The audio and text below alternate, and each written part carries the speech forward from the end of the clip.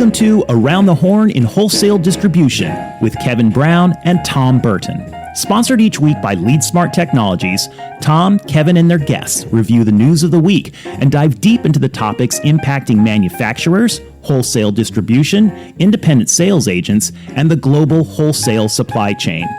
Whether it's M&A, SaaS and cloud computing, B2B e-commerce, or supply chain issues, we peel back the onion with our guests into the topics that impact your business the most. Good morning. Last week it was drums. Today it's piano. You're a multifaceted, talented individual. Well, you know what? Just a quick note to our editor and producer of our show, John Taylor. We need no other clips from today's show other than what Tom just said. That's right. We'll put that all over social media. That'll be all over social media. It's been a great show. Nice to see everybody, and we'll see you next week. Right.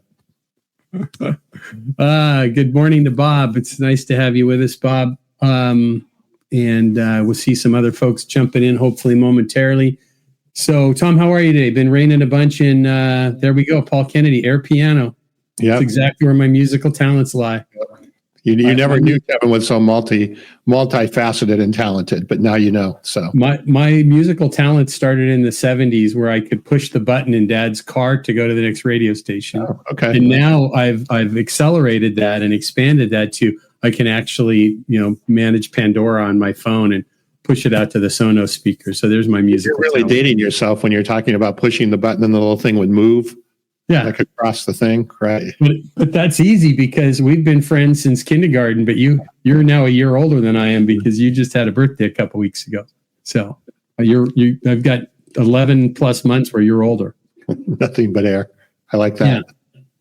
What's Paul referencing? Me in general, or I think he's talking about your jumping skills, your vertical leap. Right. That's your basketball that's the credit skills. card. That's a credit card leap, right? Arlene is questioning some of the musical talent. So that's my lovely wife. That's good. Well, hey, she's here. That's the good morning to Ron as well. Yeah.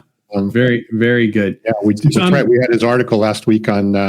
We did. Ranger. That was a really good article. That was a great article with that and good. So we're way digressing before we even start, but it's great to have these guests with us. What I was going to mention was. Bob Britton wrote a really cool LinkedIn post. I haven't read all of it yet on earlier in the week about kind of tying to, which we're going to talk about in a couple moments here about tariffs and so forth. But it was the part that I read, Bob, was insightful and I saved it and I'm going to get to the rest of it. But kind of looking at what we see going on with the style of how things are getting done in Washington right now. And we're going to talk about that in a few minutes and Bob will probably have some comments. But Tom, we digressed a little bit. We should probably do a little bit of our housekeeping and say who we are and what we do and why we're here and so forth for the people that are listening. I think last week we were, when I looked at some of the statistics, I think last week it was 6 countries we had people listening in on and across all the different platforms between Facebook Live, LinkedIn Live, YouTube Live, and then Spotify and so forth. So that is... the key as we get more and more followers each week and people listening in will describe things a little bit more. So I'm Kevin Brown. This is my lifelong friend and business partner, Tom Burton. We get together every Friday morning, as we say, unless someone's on an airplane, on a planned vacation or in the hospital. And we look at the news of the week and we kind of look at things from a standpoint of what's gone on in the economy and supply chain, mergers and acquisitions, technology, AI, human resources, or people and leadership. We look at a series of different topics, and we try and kind of, as we say in the bumper music, if you're listening on the recorded podcast and the bumper music, you'll in intro you'll see we use the term "peel back the onion." And what we really try and do is look at the news of the week and talk about how it impacts wholesale distribution and manufacturing. Neither Tom nor I are economists. But we love to have a chat about what's going on in the news. We, again, are live on LinkedIn Live, YouTube Live, and Facebook Live Friday mornings at 9 o'clock Pacific. And we get great guests like we have today, people joining us. And then regularly, we also have great guests. In fact, next week, we have David Gordon. And David is very much a thought leader in the electrical and HVAC distribution world. We're looking forward to having him with us. And then the following week is a pretty exciting guest. We have my friend Sean Dubervac. Sean is a global thought leader in both retail and wholesale markets, keynote speaker, PhD in economics, and just a good all-around guy. And so we're looking forward to having Sean with us as well. So lots of good guests coming. But what we do is we review each week the newsletter that we publish. And it's important that we share that, because if you're listening on the podcast, the recorded podcast, you won't see the two handsome faces that are here or the beautiful folks that are responding in with comments. You'll just be listening in. But what we have is a copy of the newsletter that we produce every week. It goes out middle of the night on Friday mornings at, as I like to say, dark 30. Goes out to 10,000 plus people. And that newsletter is called Around the Horn and Wholesale Distribution and Manufacturing, just like our show. If you don't get that and you would like to, 3 simple ways to get that. You can simply send an email to hello@leadsmarttech.com, or you can very easily go to the LinkedIn page for the Around the Horn and Wholesale Distribution podcast. You can sign up for it there, or we have a website for the podcast, which is www.aroundthehornpod.com, and all of our past episodes and so forth are available there. So our ask of you is, if you like what you see and you hear, share with your friends, comment with us, and if you're listening on the podcast on Apple, Spotify, or other platforms, please give a subscription and a review, ideally, and that gets that out to other people. So the last thing we'll talk about quickly, we'll talk about it more at the end of the day, but we couldn't do the show each week if the company that Tom and I work for didn't sponsor the show.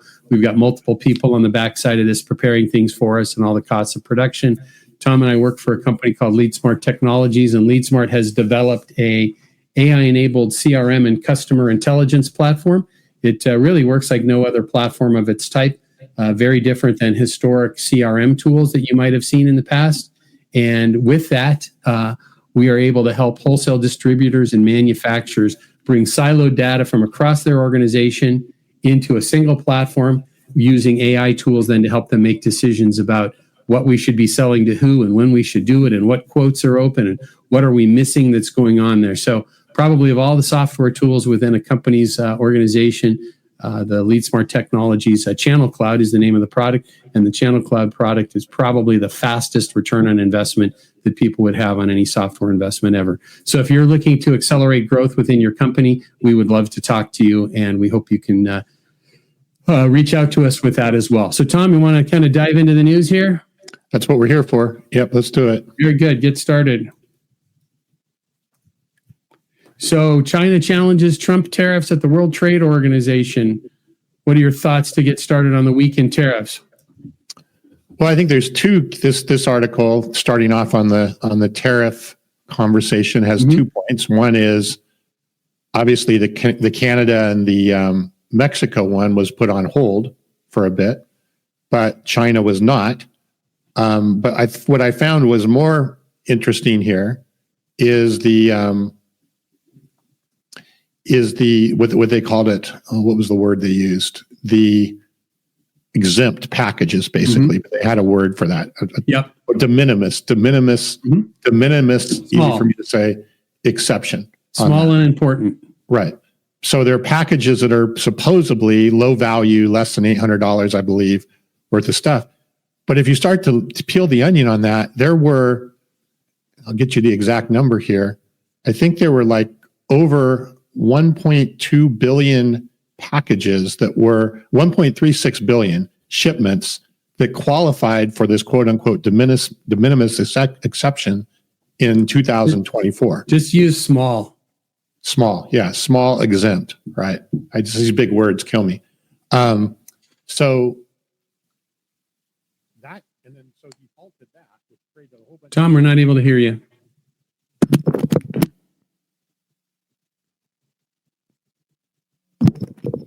Can you hear me now? Yeah. Okay. Anyway, what was I saying that was, so anyway, the whole point being is these packages which come out to be about several million a day, right? We're basically being halted as well, which created a bit of chaos on the way. I guess the post office has come back and said we will continue to handle them. But man, as you really start to I never knew about this. I don't know if you knew about this. It certainly seems to me like this was a way to get around a lot of the custom requirements. It may be the way a lot of the fentanyl is getting into the country. It may be or knockoffs are getting into the country because they're just basically sliding through without any sort of oversight. So I think there's something there, but I think there's more to it than just the tariff piece. Well, so we kind of jumped ahead on that, but yeah, I think you're right with that. And, a big part of that I couldn't agree with you more that there is the absolute potential that could be where some of these things are coming in. A big player in those are the Temu, the Shines, and the Amazon even. Well, Amazon even as well, with Amazon orders coming in from drop shippers in that setting. You're absolutely right. But the other side of that is you've got a bunch of startups that are trying to compete with Amazon, specifically Shine and Temu, that are super low cost items that they're just shipping direct. And that's a big component of what you're describing there, I think, as well with that. So it is kind of interesting with that. I was looking at a little bit different bend on this, and thinking about when you look at the. In fact, Tom, could you bring up that graphic about the U.S.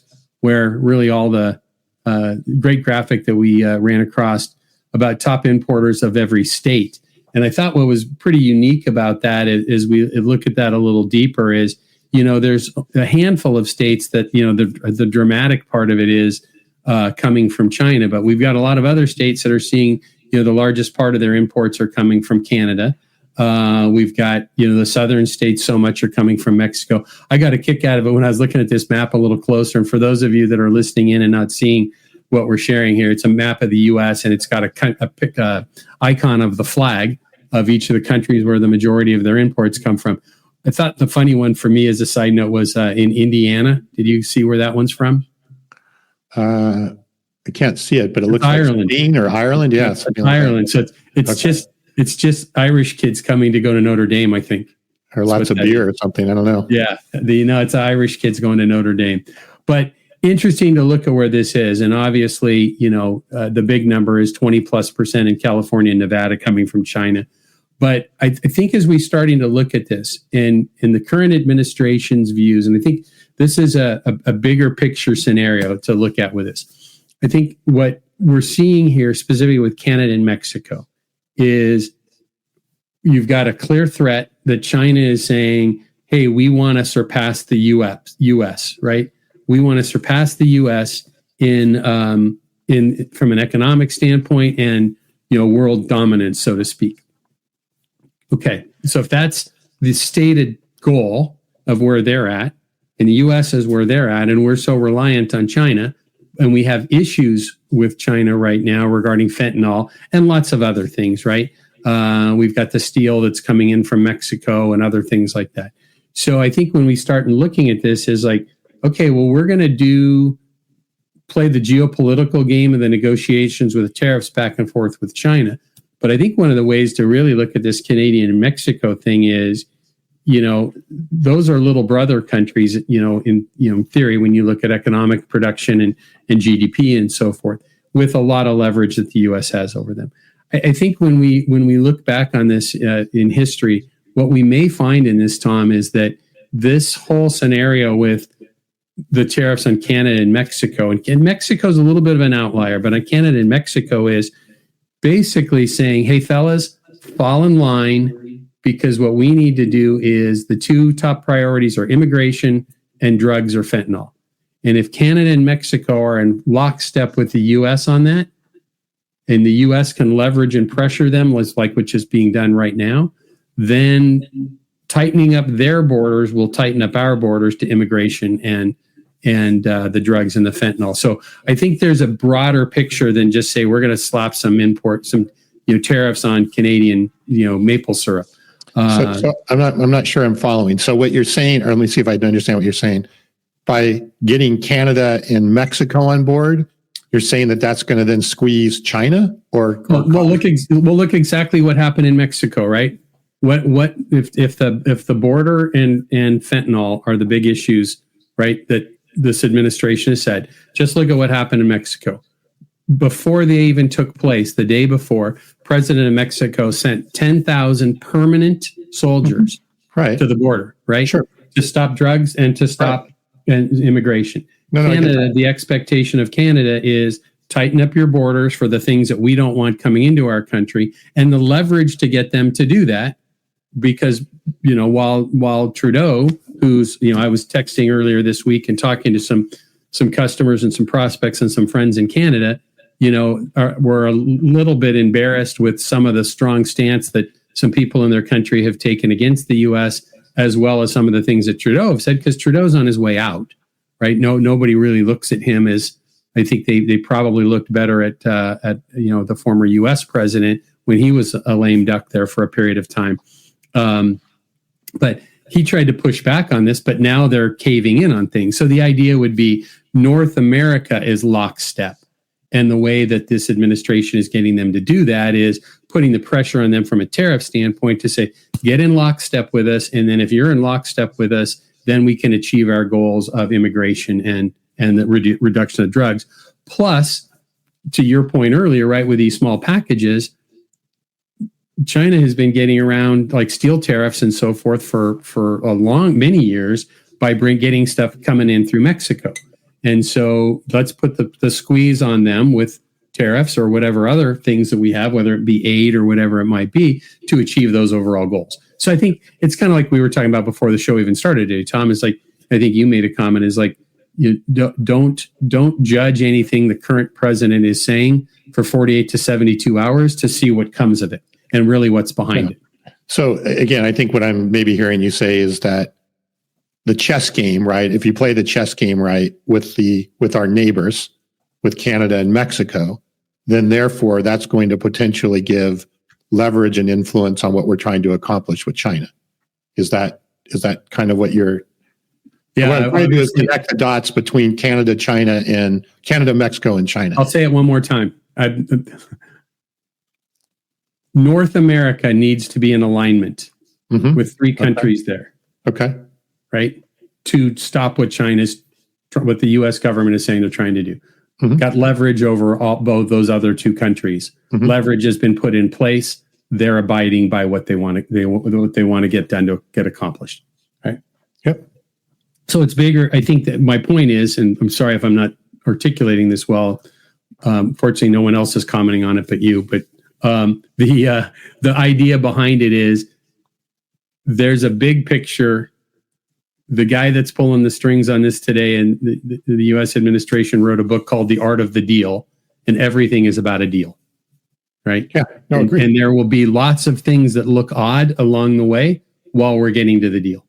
So I think I just was summary. I think that's what I was understanding you to say. So I just wanted very to good. I did have a chance, though. It's interesting, as we talk about the tariffs before we leave from that, because it's potentially a big impact on wholesale distributors and manufacturers, but I had a lengthy conversation earlier this week with a friend that runs a national distribution company. He's senior operations and purchasing person.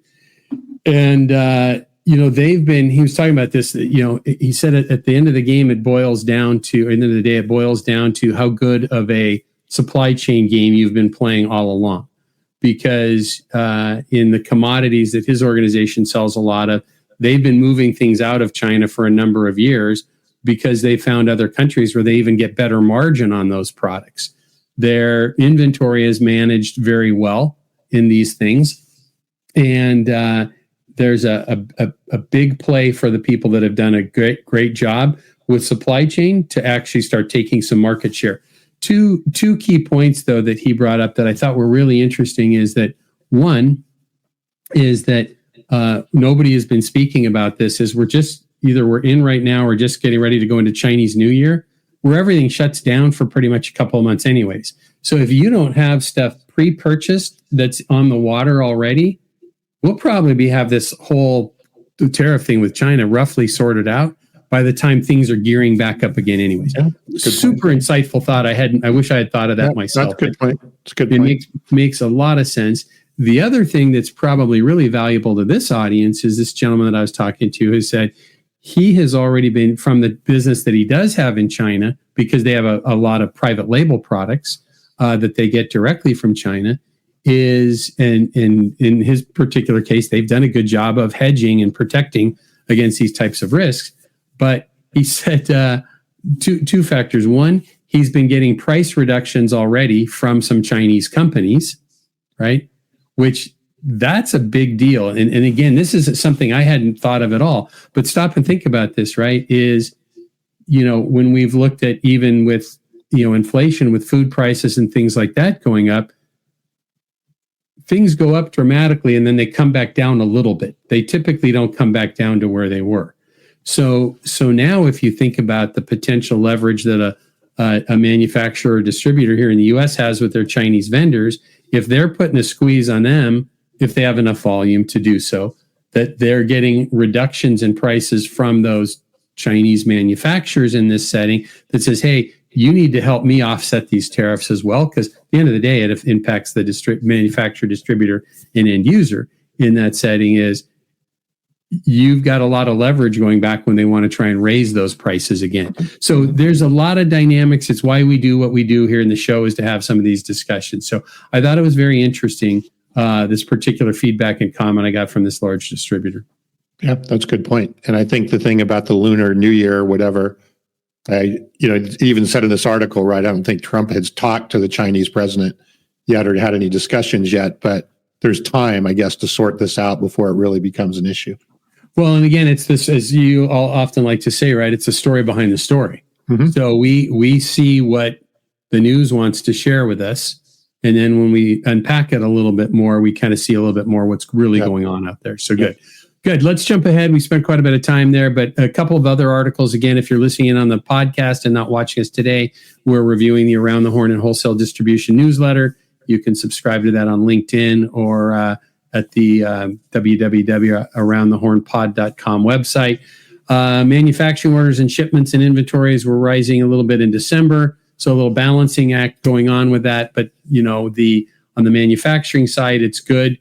In the U.S., I think part of that's probably tying back to some folks looking to bolster their supply chain and protect some inventories in the setting of the risk of coming from tariffs. So good piece to have there. Tom, what do you say if we jump ahead a couple articles? There's a quick article from Industrial Supply about year-over-year spending in construction was rising by 4.3%. That's good news, but that ties into the next article, which how California wildfires are affecting supply chain. I kind of enjoyed kind of seeing that, while it's saying that, it's not, there's no impact on that today, because what we lost was thousands and thousands of homes. As people that are listening in or watching us today, know if you've been with us in the past, those particular fires that you saw the devastation in the last few weeks here in Southern California, where Tom and I they were happening about an hour south of Tom and about an hour north of me, roughly. Where Tom lives, Tom was a block away from evacuations from a major fire in the Ventura County area. About a block away was evacuations for you, right? Yeah, back in November, yeah. Yeah, back in November. And then in September, where I live, we had a 23,000 acre fire. But I say we only lost 150 homes. 150 homes is devastating. But when you compare it to thousands and thousands of homes, it's a whole different story. But it's interesting, this article, again, it's from constructiondive.com. It talks about while we didn't see warehouses or lumber yards or pallet yards or whatever burned down in that setting, what we have is this massive rebuilding initiative that needs to take place. So I think behind the scenes right now, what we're seeing is this major adjustment for all types of wholesale distribution, everything from building materials to HVAC to electrical to plumbing to safety equipment even. We've got this big boost of now getting preparing the supply chain to support that rebuilding effort.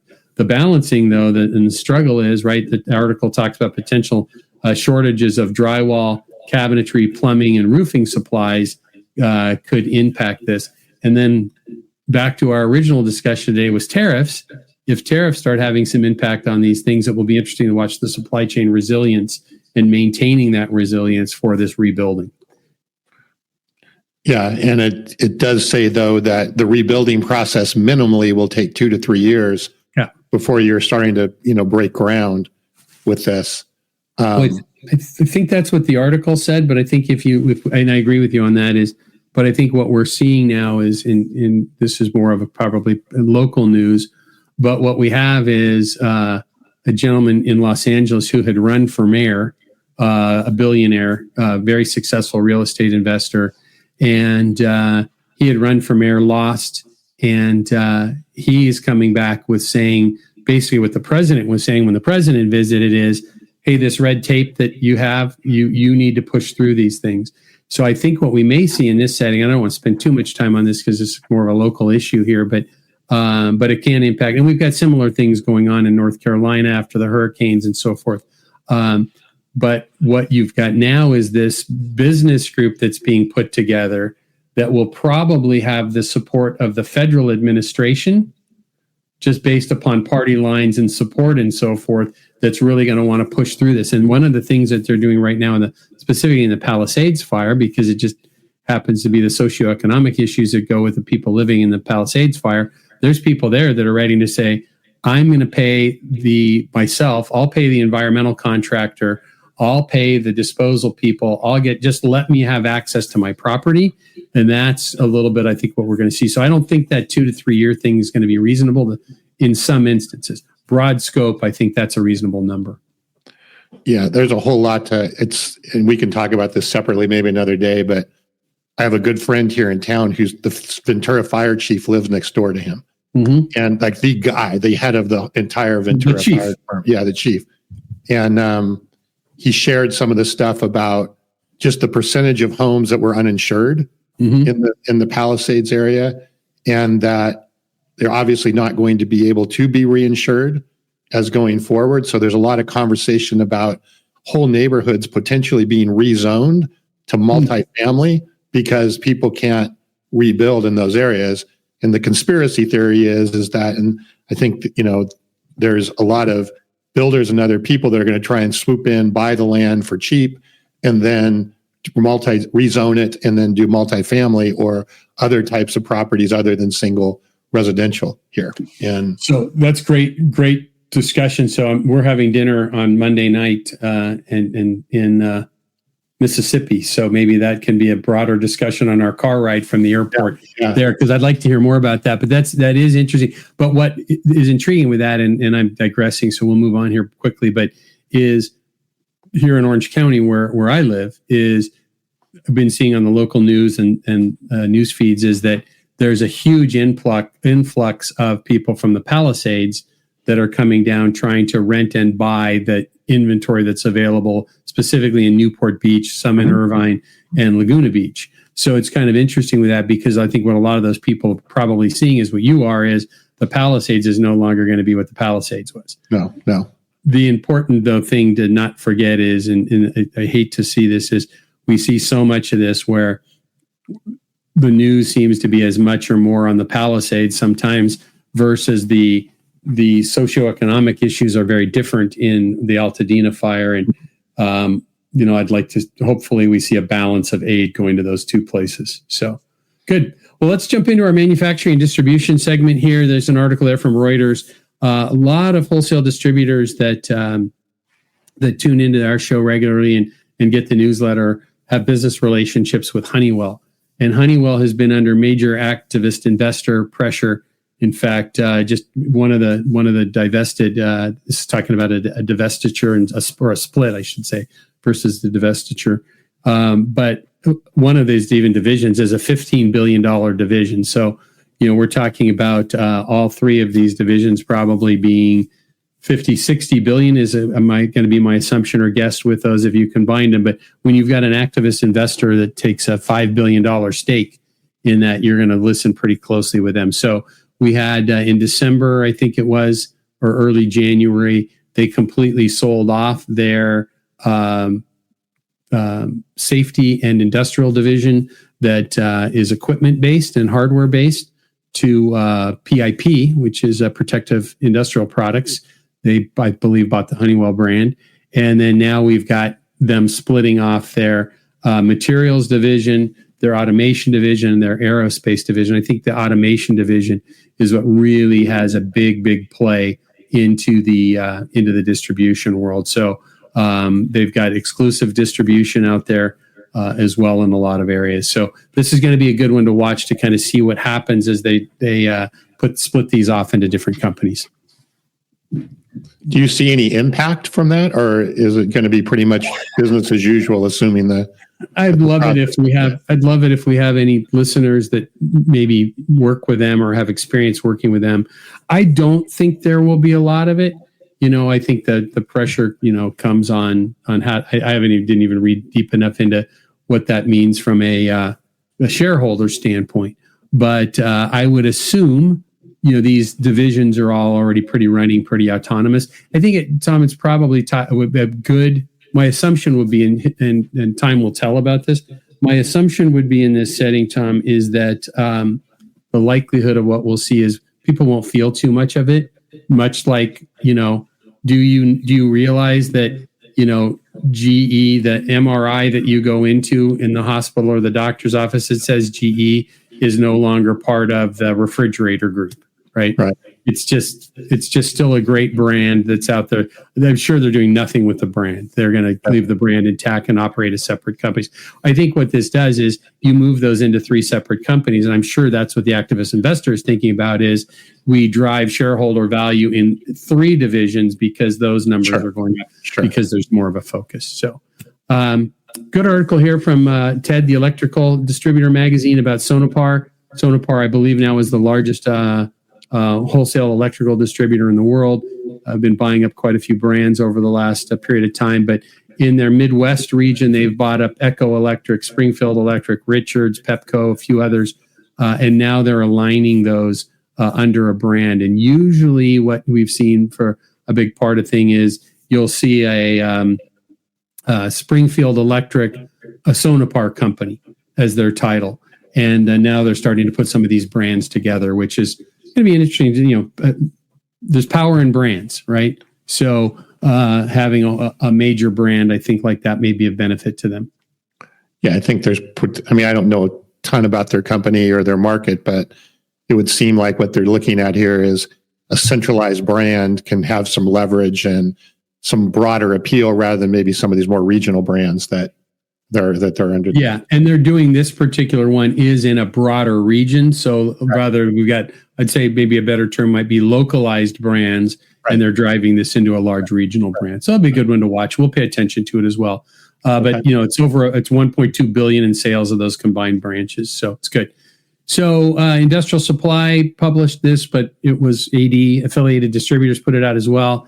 They're the owner members of Affiliated Distributors beat some records with a 6% increase for 2024, which is good. Congratulations to them. 83.3 billion of combined sales with this particular buying group.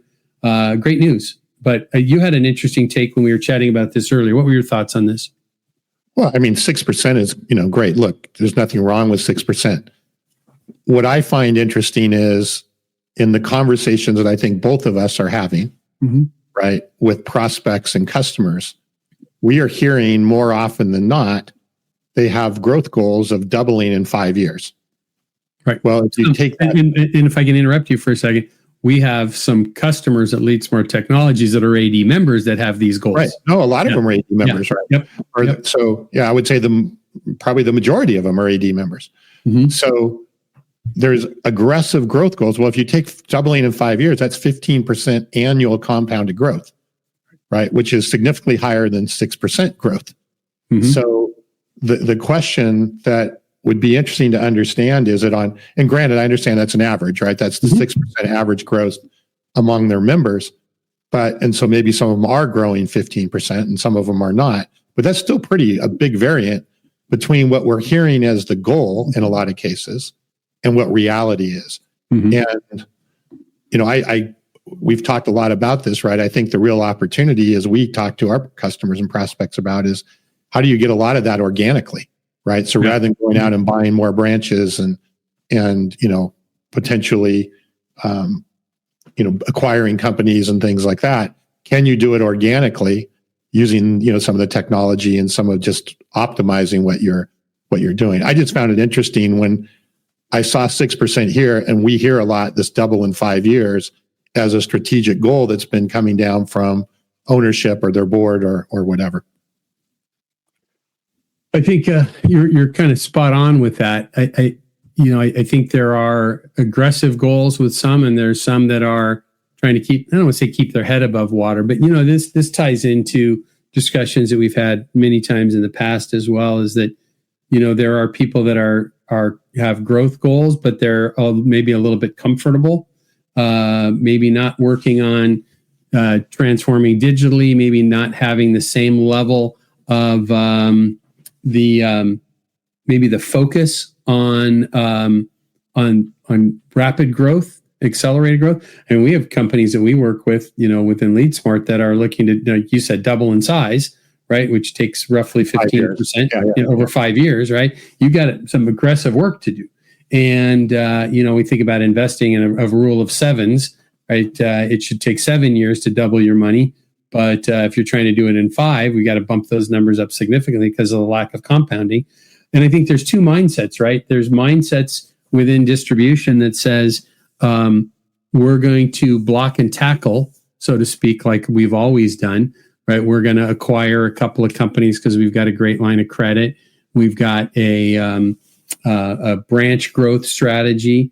And then there's others that are saying, well, we want to use historic methods, but we're going to use technology and digitization, so to speak, to really accelerate that. And I think when you put those traditional strategies together with a strong digital strategy, and not just a digital strategy that says I'm going to buy more software, but a digital strategy that says I'm going to buy more technology, whether it's software, it's AI tools, or whatever it might be, that says these are a major capacity or major component, I should say, of my overall growth. And I think those are the people that are probably going to win that race of doubling in a certain number of years, right? Yeah. No, and Ron popped in a question here. Do you see a more insight in segments or certain areas growing more than others, acquisition? No, I don't have any specific data of segments or areas that are growing more than others. This is more anecdotal data that we're getting from our prospects and customers. But I agree with what you're saying, Kevin, is that a lot of them are thinking that growth is going to come either through acquisition or opening of new branches or inorganic growth, right? Right. Whereas I think the low-hanging fruit, as we see over and over, is at least handling a lot of that through organic growth, through optimization and of what they are already doing. Right. And there's plenty of room, as we see every day, that are whatever. And I agree with Bob's comment here, right? The problem with growing through acquisition is long story short, it's hard, right? And it's risky, as he's saying here, because the core competencies of your acquirer aren't really the same. You may not have the same. There's a lot of work that goes on, right, in trying to merge those together, get those working properly, all of that kind of stuff. So it can be risky. And the other thing that, boy, we're really going off topic, but the other thing that you really got to think about is growth is great, but what does that do to profits, right? There's risk in growth in a sense that if it doesn't work quite the way you want to and you're investing in it, it can erode profits and your net income pretty quickly. Yep. So I'm not saying that inorganic growth is bad. I'm saying that I think there's a balance of organic and inorganic that can potentially achieve that. Well, I would love to Bob's comment. I agree with in what you're saying. I would love to see some research, although I don't think it you could get research that would tell the accurate story, because I'm not convinced people would tell the accurate story, is what percentage of acquisitions, whether private companies acquiring private companies or public companies acquiring public or private companies, irrelevant to that, is what percentage of them ever yielded the growth and revenues that were anticipated. I would have to guess, and there's a whole lot of people on here, a whole lot smarter than I am, that have, I'm just, as I'm looking at the side of my screen with the comments, I see my friend Paul Kennedy there with Dakota Supply Group, or DSG. Paul has insight into a lot of this. If he feels like commenting, that's great. If not, I'll corner him next time I see him face to face over a beer and ask this question again. But I think it's and I'm not trying to throw rocks at anybody in this setting, but I just think at the end of the day, to Bob Britton's point here, is that digestion, I'll call it, integration, is hard.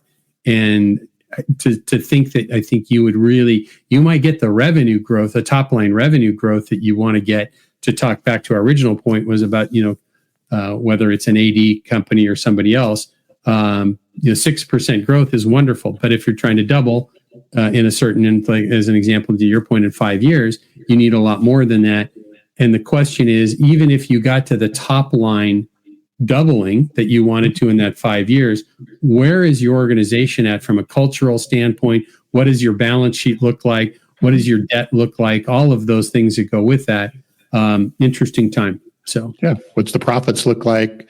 Have your net profits actually increased, or what's your cash flow? There's a lot of variables, and I think culture and all that stuff is valuable too, right? To take into account. So anyway, well, it's probably the hardest. The culture side of it and the people side of it is probably one of the biggest challenges.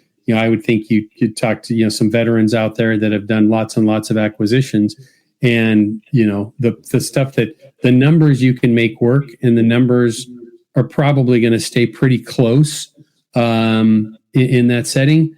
Well, there we go. Paul just jumped in to help us here. He says integration is the key. Preserving the core competencies while also getting synergies is a fine balance. So art and science, I think, is what he's kind of saying here, right? It's not easy, right? It's not add water and stir. That's for sure. No, that's exactly right. We'll go. Well, thanks for that, Paul. We went completely off the rails with this article. So that's so unlike us. Yeah, no, I like it. It's like a general conversation with me. I think we should call, instead of around the horn, we should call this off the rails. I think that should be, or maybe that's a whole new show. I don't know. Interesting. Anyway, I like that. Yeah. Good. Let's dive into our e-commerce and marketing segment that we talk about each week. The article from Digital Commerce 360, our friend Mark Brohan, who was on the show with us a while back, and we're going to get him on again this year. He's an insightful guy. He penned an article here about digital transformation. Tom, you want to take a stab at that first, and I'll follow up? Well, his point being, right, pretty simply, was millennial buyers. If you look at the bookends of millennial buyers now, the oldest ones were 14 years old when Amazon launched, and the youngest were in the year that the iPhone was introduced in 2007. So long story short, they lived in a world of technology and e-commerce and all of that their whole life. They don't know anything other than different. They weren't pushing radio buttons and having the thing move across the radio dial. So, his point is that's all they know, right? And so the transformation and so forth of this is all stuff that we've talked about over and over and over again. And I think he has some good statistics, and went over some statistics that we've covered in the past about buyers and their mentality and so forth. Well, I think that this is there's some great graphics that are in this particular article. We need to start kind of showing some of these to our audience. But this is Digital Commerce 360. January 30th was when Mark wrote this, but I think he updated it as well, because some of it is coming from a Santa Commerce survey that they did actually this year of 750 B2B buyers, and they talk about what they're targeting is the advantage of e-commerce is 25% reliability, 25% efficiencies, and then the other 50% is speed, is 23%, and then accessibility and ease. So now they're saying 72% of B2B buyers now prefer to buy online, and the point being, and this really ties into even the next article that we have here about. Which is also from Digital Commerce 360. And if you're not connected with Mark Brohan on LinkedIn, great guy to follow. And then also, regularly taking a look at Digital Commerce 360, great newsletter that they put out each week. Certainly, you can get the tops of their articles here on Friday mornings with us, but they do some good stuff. But the second article that we have featured here is about Grainger eyeing growth through data, technology, and AI. And all these things just merge together, right? And what we see is, this article was about what a B2B buyer wants, but we see this convergence now of the ability it's the things that are becoming available, right, are influencing what the buyer wants. And now things are becoming that much more available and easy for use of wholesale distributors to give people what they want, right? And we talk about it all the time. Maybe this is the next book that you write, Tom, is about the gray area between consumer experience and wholesale experience, or B2B experiences. They're getting so intertwined with expectations of the buyers.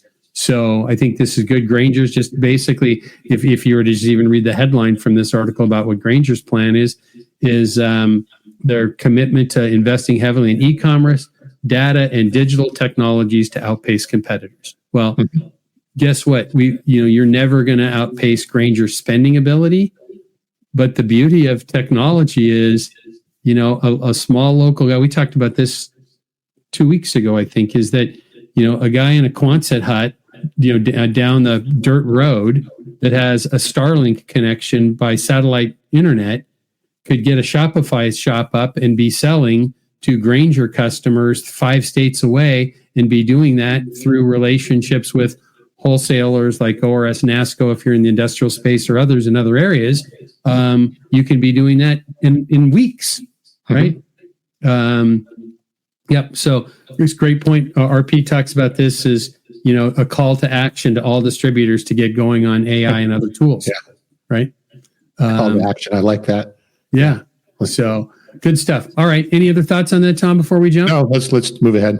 Good. So Tech Brew had a kind of an interesting article about, we're talking a little bit about marketing and e-commerce, but I dropped this, even though it says AI, I dropped it into our marketing segment specifically because we've been talking a lot about, I heard a great comment on another podcast the other day, because they were talking about, we're going to talk about DeepSeek, the AI tool, in just a moment, but they were talking about the likelihood is that DeepSeek, a lot of its learning came from ChatGPT.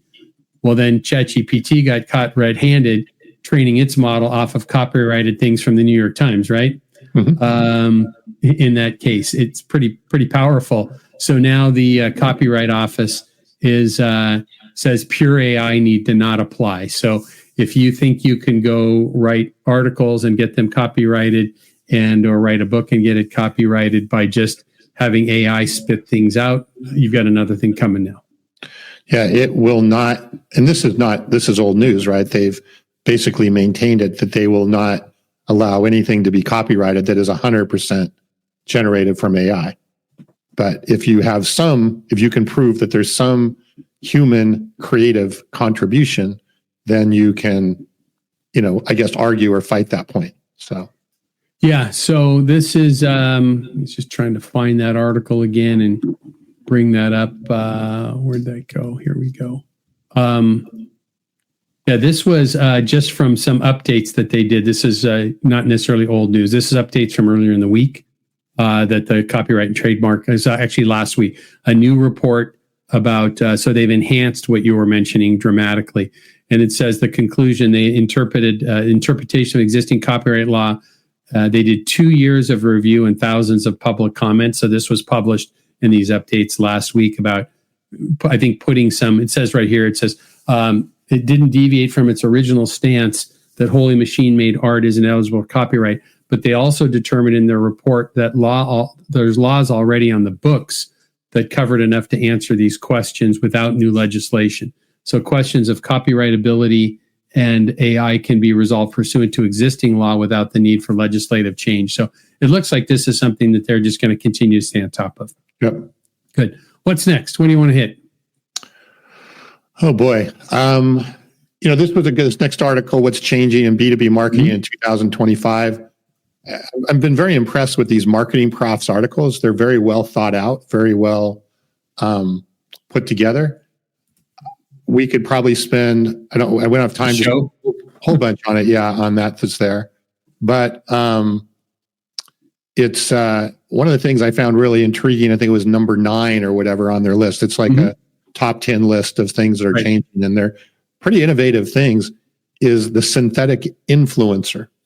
So basically creating a virtual AI-driven influencer that has an identity in your organization, training that synthetic individual to be super knowledgeable about whatever it is that you do, right? So, and then make that synthetic individual available basically 24/7 to engage with and have conversations about whatever it is that you're doing.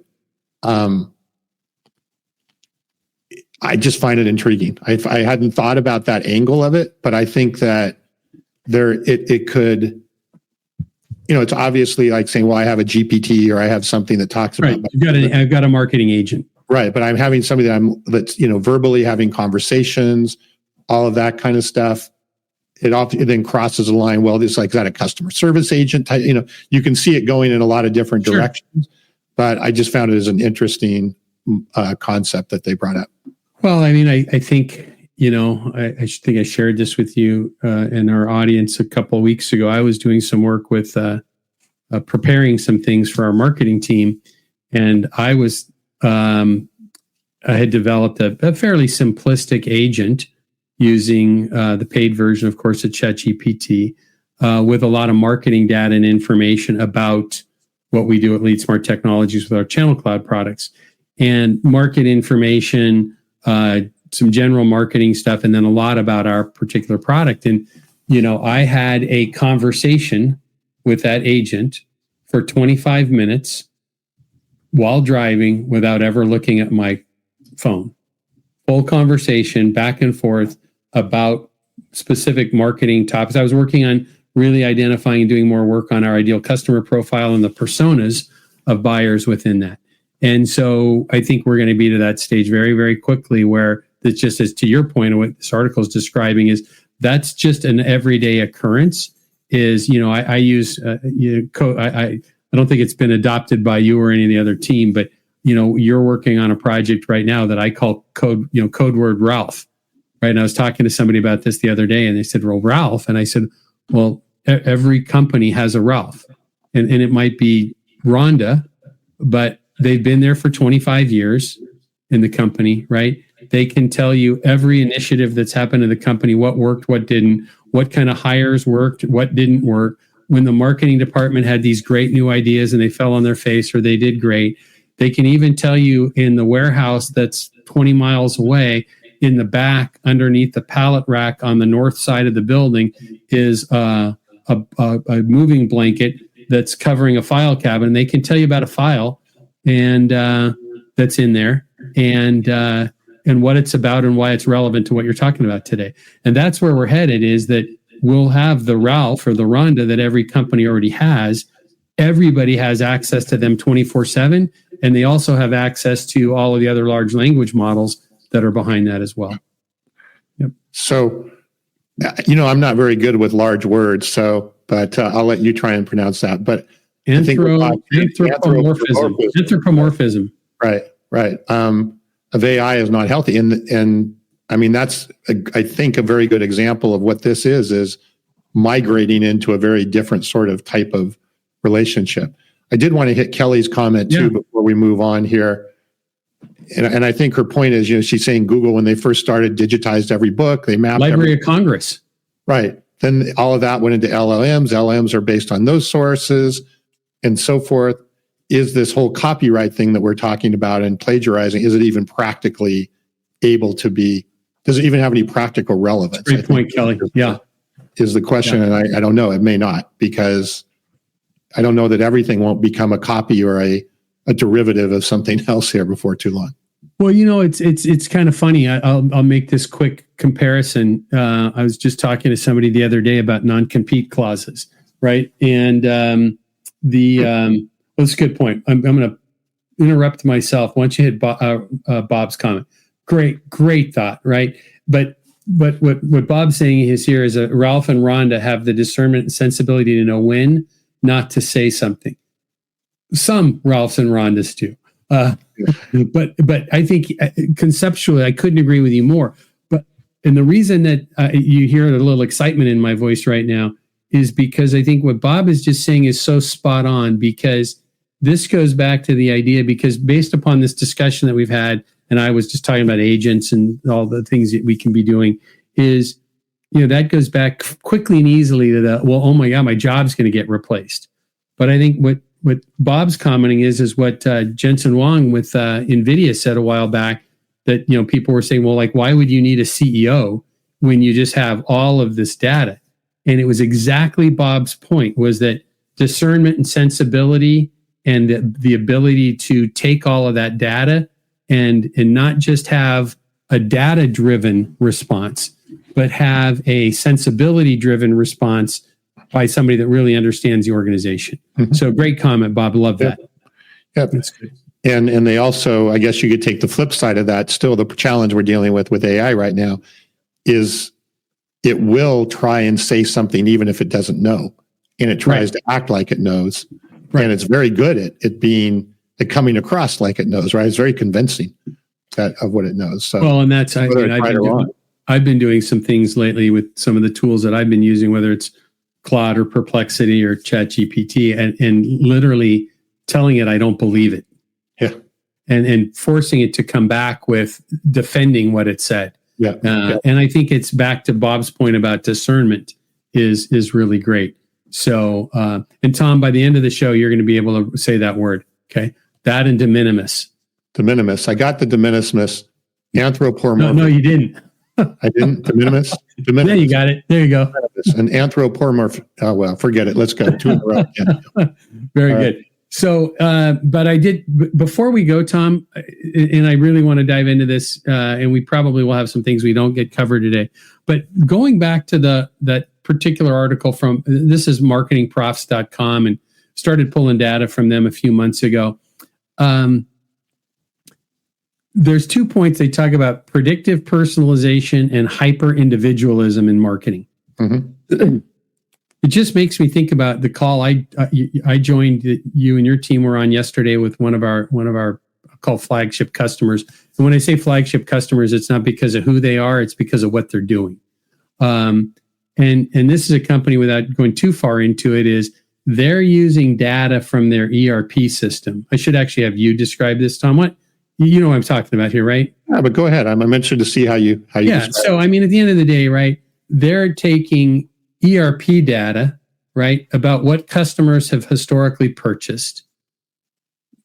They're making that available through our platform, LeadSmart Channel Cloud, to their marketing team to slice and dice and dissect all of that data and tie that into promotions that the marketing department is doing, either related to specific products or partnerships that they're doing with vendors that they have, so that their sales team now knows who to go talk to about special promotions that are being marketed. There might be cost savings or discounts for a period of time. But this is that time in life where we're talking about siloed data from across an organization, which is what our specialty is at LeadSmart with our Channel Cloud product, is where we take that ERP data, marketing data, e-commerce data, other siloed data, we bring that into one place and we make decisions about how we can accelerate growth in our business from what historically has been siloed data. So now what would have taken days and weeks and months, if they ever did it, for this particular customer, is they're saying, I've got a promotion and something that I really want to specifically do. Let me take financial data, or ERP data in this case, look at the people that would be, one, benefit from this or are most likely to buy in this case, and drive that data across to the person that needs to go influence it, which is a salesperson, which I can now use AI tools to remind them what they need to go talk to people about. Yeah, they're flanking the marketing process, and they're personalizing the marketing process. So, as you said here, right, they're personalizing it by sending the right promotions to the right people, or what they believe are the most, and then they're flanking that and making that more visible and more relevant by having the salespeople kind of arm in arm following up with those key customers. Right. So it's a great way of getting the synergy between sales and marketing improving as well. But yes, it's a good example of personalization, as we're talking about here, or starting to move in that direction. But these are the 2 things of what this company is doing, is the 2 things that are talked about here: predictive personalization and hyper individualism, right? So it's because people can say forever, well, I ran a report from the ERP system, or maybe a data analyst did, send it to the marketing department and said, these guys have bought this before, and then we're going to send them this email about the sale. Right. This is totally different. This is saying, I've got data from across my organization and behavioral data, and then likelihood to purchase. And now I'm arming my salesperson and setting it as even potentially part of their goals and objectives. So we're in a great place. All right. Great way to get organic growth. Yeah. So technology, cybersecurity, and AI. We're diving into this section of our newsletter again. As a reminder, if you're listening on the recorded podcast and you're not watching us live, you're not seeing the newsletter we have up or any of the charts or graphs that we put up. So if you would like to get this newsletter again, hello@leadsmarttech.com. The Around the Horn and Wholesale Distribution newsletter, you can just search that, Around the Horn and Wholesale Distribution, or Around the Horn and Wholesale Distribution podcast on LinkedIn, and that'll take you right to the ability to sign up for the newsletter or the website for the show, aroundthehornpod.com, and we'll get that newsletter out to you. It grows every week, and we're getting more countries coming in every week. So, Tom, this is from CFOdive.com. DeepSeek surge hits companies posing security risks. You want to take the first stab at that? Yeah, and I won't go. We talked a lot about what DeepSeek is a week ago, last week, but long story short, right? It's the relatively new Chinese model that came out with a bang, a week or so ago now, or 2 weeks maybe? Almost 2 weeks, yeah. But anyway, there's kind of multiple different versions of this. There is a hosted version that DeepSeek offers that you can use pretty much for free. They also have APIs that you can tie into their environment. And then you can also, it's open source, so you can take the whole thing and run it on your own computers, right? So you can run it on your own thing. So there's lots of different permutations of how a DeepSeek could be utilized. The question that comes up a lot is, it's safe? And the answer is, it depends. If you're using it on their hosted version, I wouldn't use it for business, honestly. And I certainly wouldn't put anything in there that was personal relevant. If I want to put it on my phone, I wouldn't even download it to my phone. I wouldn't put it on my phone either, for reasons, because when you have so many different apps on your phone, a lot of times those apps can kind of hack into each other. My banking app is there. Yeah. My financial data is there. My Schwab account app is there, right?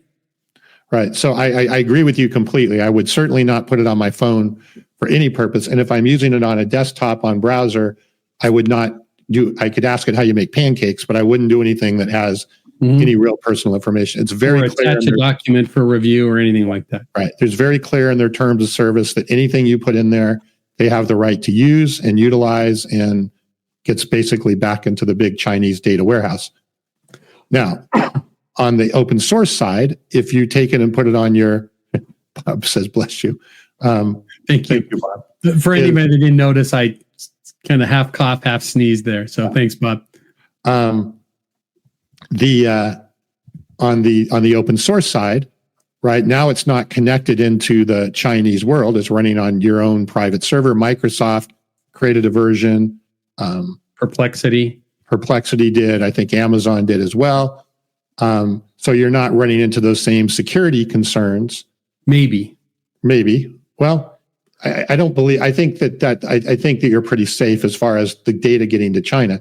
I think the challenge question then becomes with that is, well, should you be using it? Is it biased? Is it biased in the data that it's using? Is it other things like that? Well, all models are biased in one way or another, right. So it's hard to say on that. I guess my question would be is why you would use it, right? If you have other alternatives that are reasonably in the same cost. I don't think you might have deeper insight into this, but I don't think there's anything unique or that makes it better than the tools that we have that we right now at least believe are all running on US servers. I mean, I use Perplexity a lot. I kind of go back and forth. Right, for me right now, AI tools are probably because we do a lot of within our company with OpenAI. So I do a lot with ChatGPT is probably 65%, but I'm probably now doing 20% of what I would historically do with Google. I'm using Perplexity. And I'm really pleased with that. Although Gemini being behind Google Chrome searches is great now as well. But I'm kind of a little bit Claude, a little bit more Perplexity, and then mostly ChatGPT. But those tools right now, I'm feeling comfortable and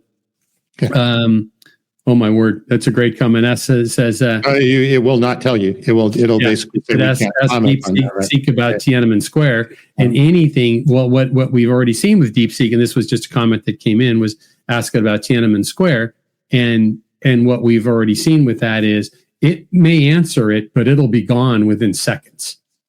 So it won't answer it. It won't answer it. I know what happened the first week it was up. That there was answers that you saw changed because of the negative influence view it would give of the Chinese government. Right. I've looked at it. Will says that's perplexing, Kevin. So it's quite good. Kevin is perplexing. Will I give you that? Yeah. I will give you that. I wouldn't argue that either.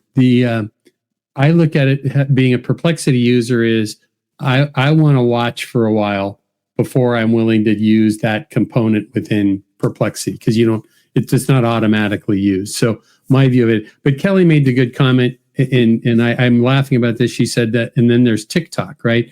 I kind of laugh because each week our team behind us that manages the show for us, they take out little snippets from the show, and one of them that they published on social media, and it's there on LinkedIn if you want to get a look at it, was, I guess I was a little passionate because they made a snippet about my comment about TikTok, because as I look at DeepSeek is we've just spent a year plus with worrying about TikTok, and no one loads spreadsheets from their company into TikTok, right? Nobody loads contracts in to get them analyzed and suggestions made into TikTok. We're watching TikTok with the Chinese, and thinking, depending on who's thinking you subscribe to, is that they just like to dumb our society down a little bit if you go with that line of thinking. But the risk is there is, and Tom, I'm really appreciative because we look to you as our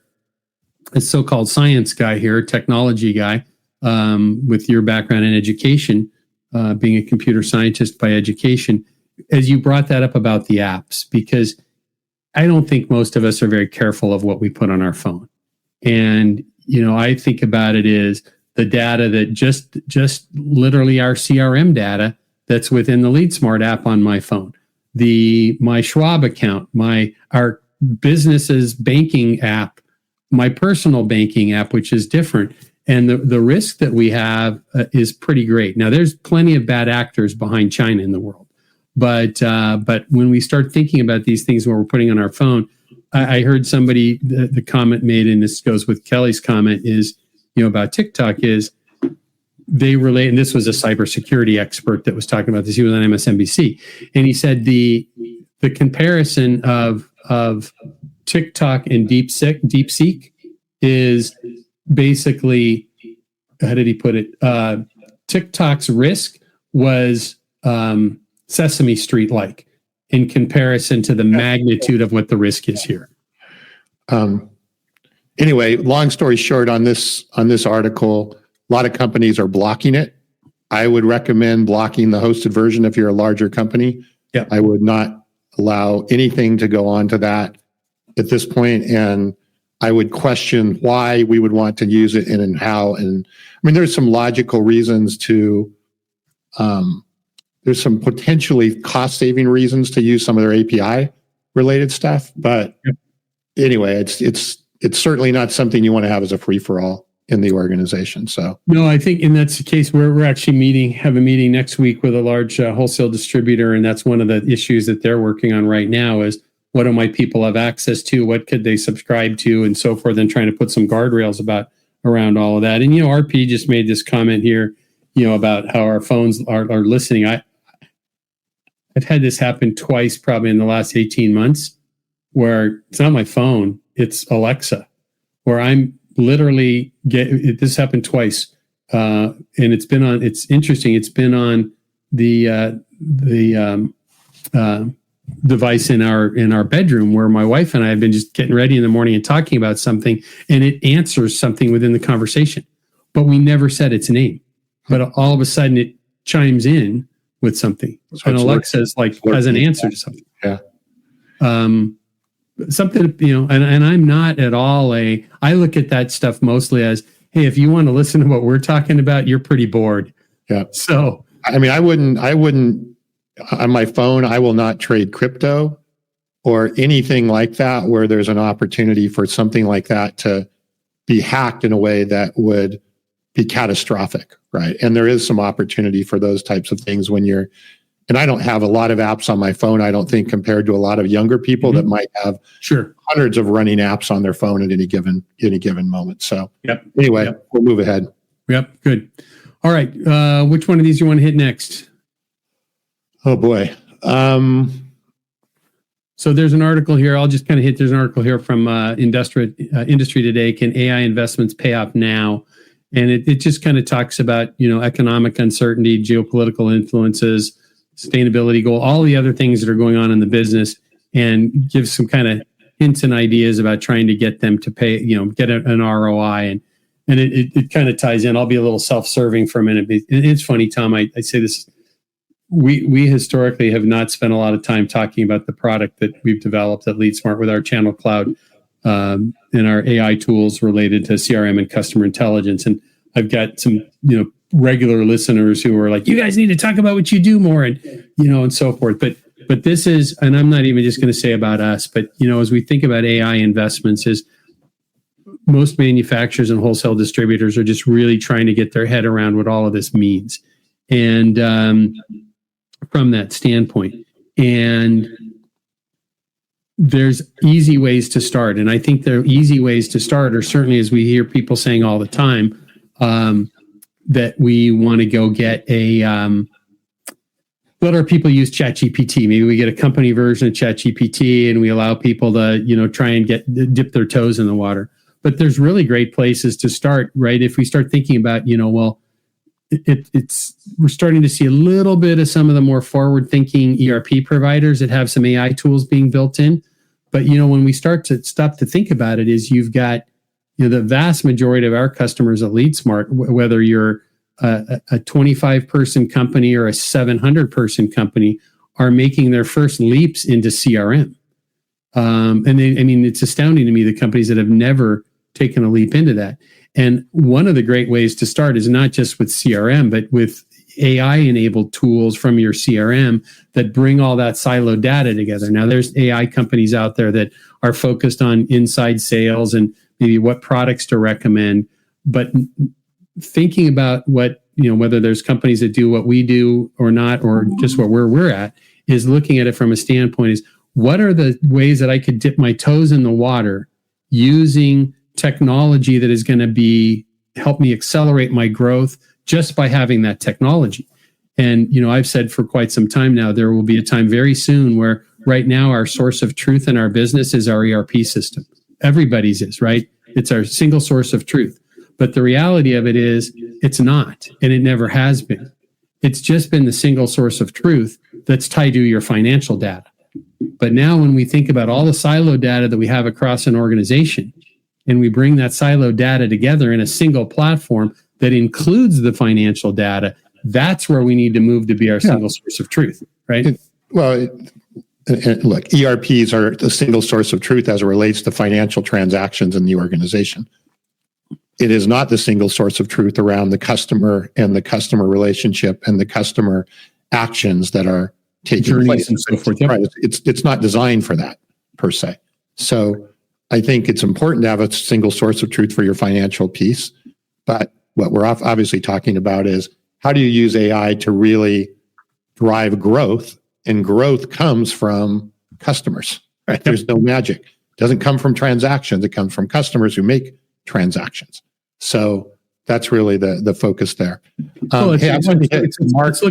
looking across the business versus at a transaction, right?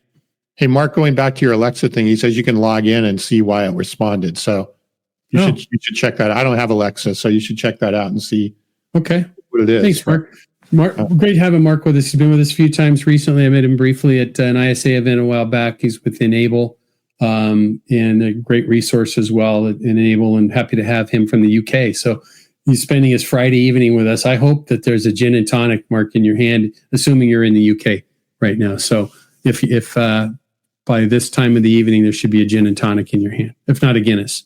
All right. So what do we want to do in our last few minutes here? Well, let's just jump into our sales and M&A segment. There's just one piece I wanted to catch there. ORS NASCO this week, which is the large national wholesaler and reseller. They just recently, this week, announced their acquisition of R3. R3 has historically been safety, Jansan, and even some packaging things. Was owned by Bunzl, the large starting in food service, but now Bunzl's as a distributor. But Bunzl's been buying quite a few manufacturers in the industrial safety space over the years. So that was their redistribution arm. And so congratulations to the folks at ORS NASCO. Probably less being done with if you're in electrical and HVAC, certainly outside of the industrial segment, a little bit less with ORS NASCO. But and we have listeners that are in the office product space, the food service space, lots of different spaces. But great acquisition there. It does reduce the number of wholesalers that you can turn to. But that was the example I used earlier, right? You could be the guy that's, a mile down the dirt road with a Starlink account and a Quonset hut and an account with ORS NASCO, and you can be selling online quickly. So let's just jump ahead then, Tom, a little bit past that. I really liked actually this digital sales room. Oh, good. Okay. Let's just take a second and talk about that because... Love it. It's from salesandmarketingmanagement.com. Yeah. So basically the idea here is that having a platform where you can invite customers in to get, or prospects in to get much more detail about it. Well, I don't know if we talked about it on this show or we talked about it, whatever, but one of the things that is popping up is how much information do you put on your website going forward? Because historically, especially like as a tech company but certainly as a distributor, right? You put a lot of information on your website. And what's happening is AI can come and potentially, especially in the tech space, replicate or copy, as we've talked about before, whole applications based around information that's on your website. So more and more companies are moving, or at least thinking about moving away from their website as being their primary place to share information with customers. And these digital sales rooms now become, because it's firewalled, right? Or it's behind a gate. It's gated. I shouldn't say firewall, it's gated.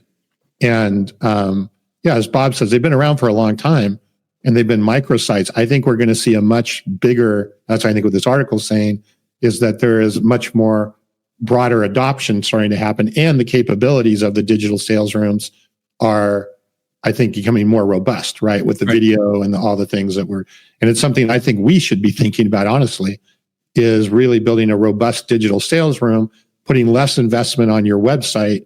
Your website maybe is, and then really where customers want to go deeper and they're legitimate prospects, you have them in a good digital sales room. So, well, we were talking about this a couple of weeks ago, and I hadn't thought about this, and you brought it up and said, we're getting to a place where technology companies, including ours, will probably start putting a whole lot less about all the depth of what it can do, because I think what you were describing is the potential that literally an AI tool could scrape that and say, now I can go I know how to write the code to go do these things, right? It's going to need a lot of prompts along the way, but something else could pop up in that setting.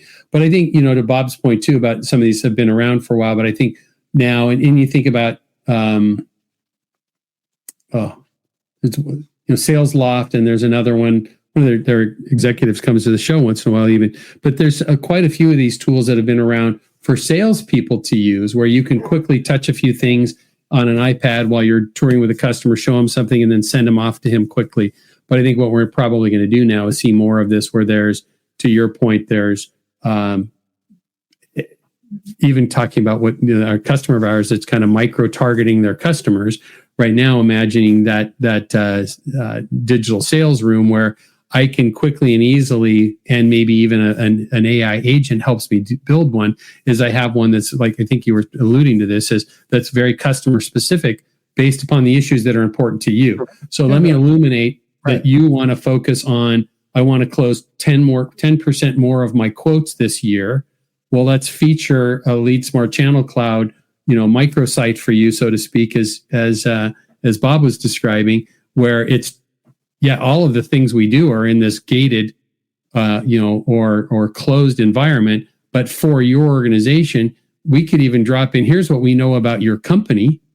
And then you've been looking at these things on our website. So we're going to set this up for you. And now this is your microsite for you. As opposed to back to personalization. Yeah, great point. But I do think it goes back to personalization. It goes back to security, what we're talking about. I think we all have to be more aware of things that we put out there can be used for purposes that we never would have thought of 5 years ago. Right. So, all right, let's move ahead. I just thought of something. I'm just going back to that Alexa comment I made, and I was just looking on here on the comment that Mark made about logging in. I think what Alexa was doing was just jumping in to help give my wife somebody interesting to talk to. That may be true. Yeah. May be true. He's trying to help you out, or Alexa's trying to help you out. Darlene, trying to help Darlene. Oh, both of you. Right. Very good. All right, Tom, let's kind of jump ahead. Just we're running short on time. Some good articles in our People in Leadership segment about employee engagement surveys. This was interesting one from HR Dive. Both of these were from hrdive.com this week. It said half of U.S. workers say they've used AI to complete workplace training. So I think when I dove into it a little bit further, it's like asking its own questions. You're taking some online training, and then I know I'm going to need to take a test. So, let's just use ChatGPT while I'm here. My neighbor just got a new job at a large company, and he was doing all of his HR tests. And that was the first thing I asked him, do you go to ChatGPT? And he's like, I had ChatGPT on my phone. I was just going through and answering it all the way through. So I think that is probably more the exception than the rule right now. Well, hopefully your neighbor's new employer is not with us here. So we added a new section a while back called Channel Leaders on the Move. There's a couple of good sections in here about some people in distribution, both in the electrical, plumbing, and low voltage electrical space. So their moves. But Tom, the one thing in our industry scuttlebutt section that we have every week, we've got some good topics that go with that. But the one I did want to mention, just as we run short on time today, is our friends in Canada at EB Horseman. They've just opened a new branch in Campbell River. So great article there. Some pictures of their new branch, and they're good friends of ours there. So we wanted to promote that one a little bit. They're doing as well. Some innovative and some pretty cool stuff, I think. Well, they're what I love about what Steve and Amy and the IT side and Steve and the CRO they're trying to work on is really do some innovative stuff. Much of what we were talking about earlier, where we blend, technology, AI, and I guess we'll say they have their Ralph and their Rhonda, and they're blending that with their AI and their technology tools to accelerate the growth in their business. Congratulations to them. The last thing is each week we have a second look section as well. There's an article there called AI in Distribution, and from skepticism, strategic advantage in that. And so our good friend Brian Hopkins from Distribution Strategy Group, and he used to work for one of our customers. Yeah, he wrote that article, and I thought it was nice. He kind of breaks down how people are moving from the skepticism to strategic advantages with that. So very good with that. Anyways, anything else for that, Tom, or want to hit the road? I think we should wrap it up. Very good. So again, I'm Kevin Brown, Tom Burton. We get together every week. We chat with great folks. Like the comments we had today, we're very appreciative of people. Literally, we had multiple countries commenting today and people from all over the U.S. and North America. We greatly appreciate that. Again, as we mentioned earlier, as we started today, if you like what you hear each week here, please hit the subscribe button, forward the invitation you might get from us to your friends. If you're listening on Spotify or Apple Podcasts or wherever it might be, please subscribe and then leave a review.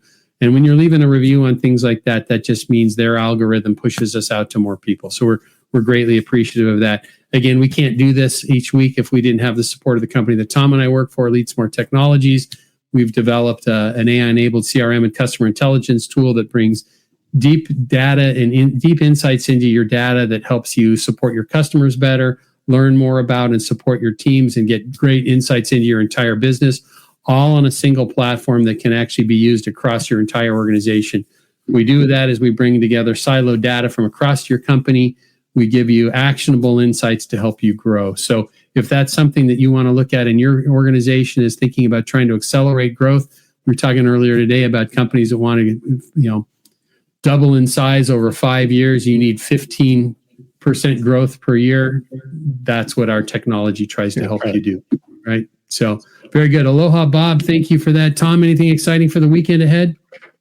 No, just we gotta get out of here bright and early Monday morning. So Yeah, we're on an early flight. I'll meet you for dinner in Mississippi on Monday, and then Tuesday night's dinner in Birmingham, and home for, well, not a late dinner, home quite late. I think dinner is going to be at the airport, changing planes, trying to get back on Wednesday. But I looking forward to traveling with you. We don't get to do it together that often, but that'll be good.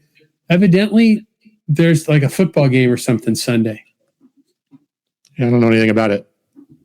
Yeah. Come on. So who's your pick?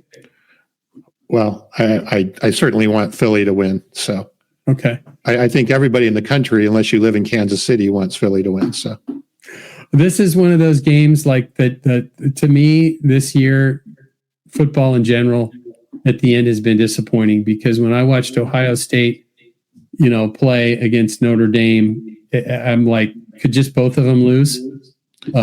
So anyways, I really wanted Detroit versus Buffalo. Didn't get that, but I thought would have been a much more interesting game. I would have been much more interested in that game. I'm gonna throw some ribs on the smoker and enjoy some ribs during the Super Bowl. So I'm going to be more interested in the Bordeaux and the ribs probably than the game. But we'll see what happens. We'll talk about it next week. Everybody, hey, thanks for being with us again. Kevin Brown, Tom Burton. And have a good weekend. Yeah, exactly right. Thanks. Be safe, be kind, and do good things.